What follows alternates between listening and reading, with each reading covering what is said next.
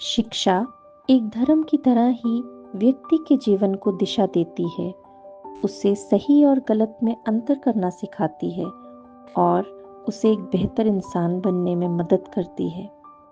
जी हाँ, आज हम एक ऐसे ही समाज सेवी की बात कर रहे हैं जो कि मन में परोपकार के भाव रखने वाले हैं, शिक्षा का महादान करने वाले हैं, जिन्होंने आज तक हजारों बच्चों को शिक्षित किया है। सरल स्वभाव, शुद्ध आचरण वाले, राम राज्य भारत में लाने वाले महान नायक को आज मिलते हैं, जिनका नाम है Vinod Kumar Tyagi ji. The Bharat Vandana channel आपका स्वागत करता है। तो चलिए मिलते हैं विनोद कुमार त्यागी जी से। मैं विनोद कुमार त्यागी, समाज सेवी, जो एक JPS पब्लिक स्कूल यहाँ मकरपुर में चला रहा हूँ।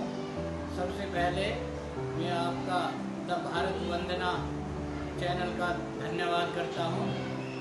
और मैं मकरपुर निवासी हूँ, यही मेरा पैतृक ग्राम है।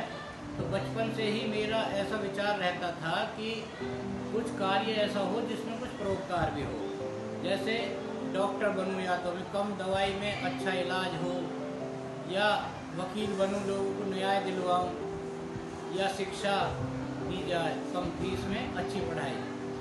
तो मैंने M.Com की और जॉब में था।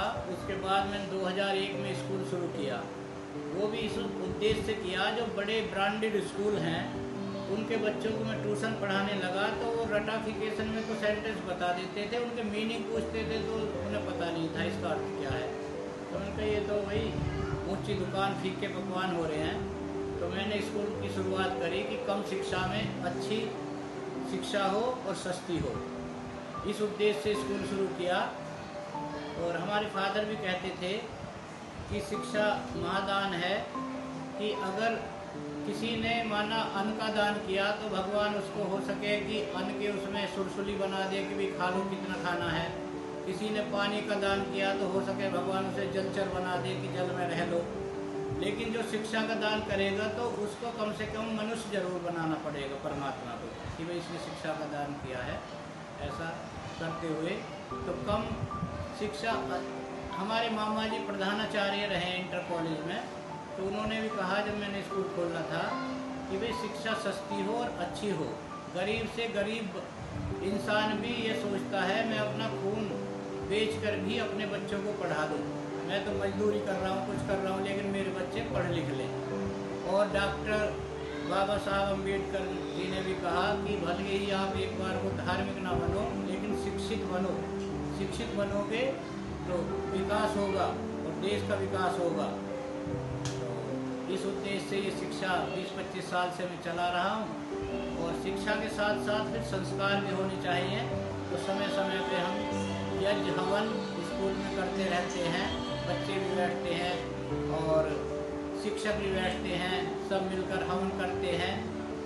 राकेश आहूजा जी हैं अपना खाना से, इनके साथ भी हम जुड़े हुए हैं। तो इनसे हमने सीखा कि बांट के खाओ। तो बच्चों को समय समय पे, जैसे सरकारी स्कूलों में भी भोजन की व्यवस्था होती है, तो समय समय पे हम भी कुछ ना कुछ बांटते रहते हैं। हमारे टीचर भी, किसी का जन्मदिन हो, कुछ हो, अपने से अगर पूरे स्कूल में नहीं तो अपनी क्लास में वो बांट देते हैं। तो हम सबको ये सिखा रहे हैं, मिल बांट कर और मिलजुल कर रहो, आपस में तालमेल बैठाओ और किसी जातिवाद, संप्रदाय, क्षेत्रवाद, इनकी राजनीति नहीं करनी चाहिए। मनुष्य बने हम।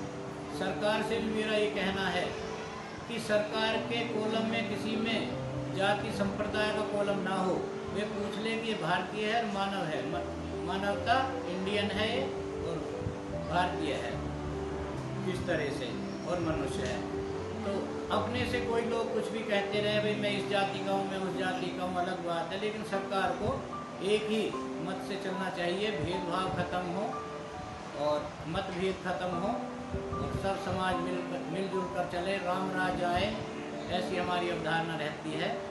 तो बच्चों को भी संस्कार देते हैं, उसका प्रभाव भी पड़ता है। जब कहीं जाते हैं तो हमारे बच्चे, एक दिन मैं क्लास में आया, छोटी क्लास थी, शायद LKG वगैरह, सारे आए के मेरे पैरों में ऐसे हो गए। मैं कहा उठो उठो, ऐसे करो, ऊपर करो। तो उन्हें एक सम्मान है, और व्यक्ति का जैसा राजा वैसी प्रजा, उसका प्रभाव पड़ता है। कुछ लोग स्कूल चला रहे थे, लेकिन उनमें कुछ व्यसन भी थे। तो मैंने कहा भाई ये तो अच्छा नहीं लगता शिक्षक को। तो कहने लगे जी उसका भी दिल होता है, ये होता है, वो होता है। तो भगवान की कृपा से हम अपने साफ सुथरी छवि से अपने स्कूल शुरू किया। तो जब लोगों को पता चला भाई विनोद जी अपने स्कूल चला रहे हैं और पढ़ाई लिखाई में भी अच्छे रहे हैं, तो बड़ी खुशी हुई। तो इस उद्देश्य से हम स्कूल चला रहे हैं। धन्यवाद। और ये हमारी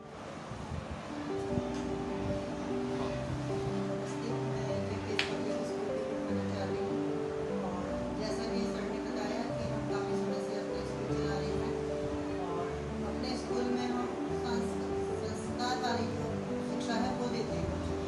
बड़ों का कैसे सम्मान किया जाए, कैसे योगा किया जाए, कैसे अच्छे कर्म किए जाए, तो ऐसी शिक्षा हमारे शिक्षकगण भी सुबह प्रेयर में बच्चों को देते हैं।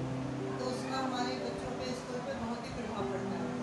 बाहर भी जाते हैं तो पूछते हैं कि भाई ये कौन से स्कूल के बच्चे हैं, बड़ों के पैर छू रहे हैं, उनका सम्मान कर रहे हैं। तो जब दूसरा कोई बताता है हमें कि इस स्कूल के बच्चे, तो बहुत खुशी होती है। और हमारे स्कूल का उद्देश्य यही है कि कम पैसे में अच्छी शिक्षा देना, चाहे उसमें गरीब वर्ग के बच्चे हों, चाहे अमीर हो, सामान्य हो, जो भी हमारे यहाँ आते हैं तो बच्चे सांस्कृतिक पढ़ के जाते हैं।